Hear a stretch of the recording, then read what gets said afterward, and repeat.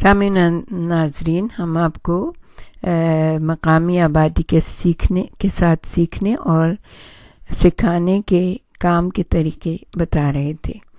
کسی گاؤں یا محلے بستی کے لوگوں کو ذاتی تجربے سے بہت سی باتیں معلوم پہلے ہی ہوتی ہیں۔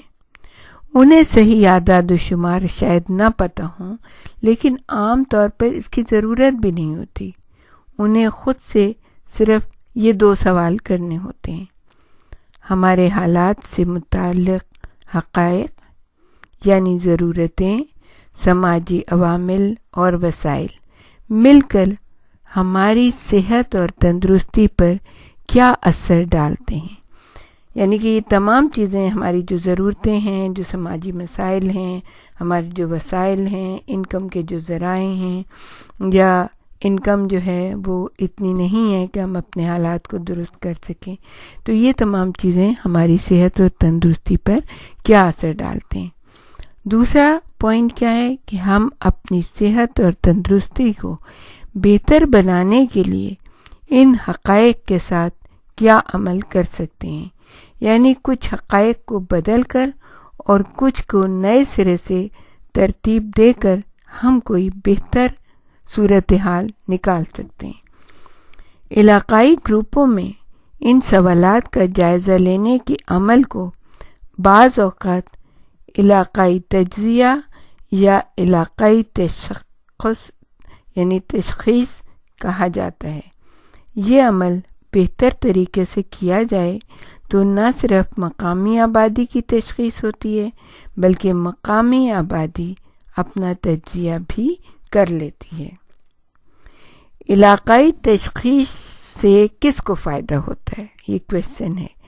علاقائی تشخیص کا مطلب یہ ہے کہ لوگوں کے سنگین ترین مسائل کا تجزیہ وہ لوگ خود کریں، لیکن خیال رہے کہ یہ علاقائی تشخیص کی اصطلاح مختلف بڑے صحت پروگرام مختلف معنوں میں استعمال کرتے ہیں۔ بڑے پروگرامز میں اس کا مطلب ہے تفصیلی سروے، جو صحت کارکنوں کو تربیت کے بعد اپنے علاقے میں کرنا ہوتا ہے۔ اکثر ان سرووں میں جمع کی جانے والی معلومات محکمہ صحت کی ضروریات پوری کرتی ہیں، لیکن خود لوگوں کے لیے ان کی اہمیت نہیں ہوتی ہے۔ حالانکہ یہ لوگوں کے لیے ہوتے ہیں، عام آبادی کے لیے ہوتی ہیں، لیکن ہوتا یہ کہ محکمہ صحت بس صرف معلومات کر کے اپنے طور پہ رکھ لیتا ہے، لیکن لوگوں کو نہ تو اس کی اہمیت پتہ ہوتی ہے، نہ لوگ خود اپنے آپ سے یہ سوال کرتے ہیں، اور نہ ہی اس کو اچھائی کی طرف لے جانے کی کوشش کرتے ہیں۔ نئے صحت کارکنوں کو ایک طویل اور پیچیدہ سروے کرنے کا کام سونپ دیا جائے تو لوگ ابتدا ہی سے ان کے خلاف ہو سکتے ہیں۔ زیادہ تر لوگ سروے کو پسند نہیں کرتے یا ان پر اعتبار نہیں کرتے۔ یہ بات غریب ترین طبقوں کے لیے بطور خاص درست ہے، جن کے علاقے میں بار بار سروے تو کیے جاتے ہیں، لیکن حقیقی فوائد ان تک کم ہی پہنچتے ہیں۔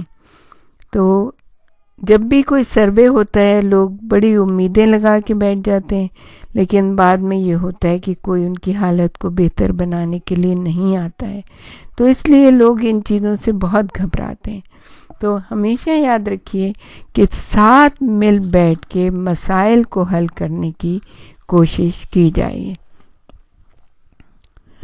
اچھا، اس کے بارے میں ایک بہت ہی اچھا سا انہوں نے پروگرام بتایا ہے کہ سروے سے علاقے کے باہر کے لوگوں کو وہ معلومات حاصل ہوتی ہیں جو علاقے کے اندر کے لوگ پہلے ہی سے جانتے ہیں۔ علاقائی خدمات کا جائزہ نیچے سے اوپر کی جانب، تو جو بھی سروے کرنے والی ٹیم آتی ہے کہ بیرونی ماہرین کو کسی گاؤں کے بارے میں جاننے کے لیے سروے سے ابتدا کرنے کی ضرورت پڑ سکتی ہے، لیکن اس کا مطلب یہ نہیں کہ مقامی صحت کارکن بھی اسی طریقے سے ابتدا کریں۔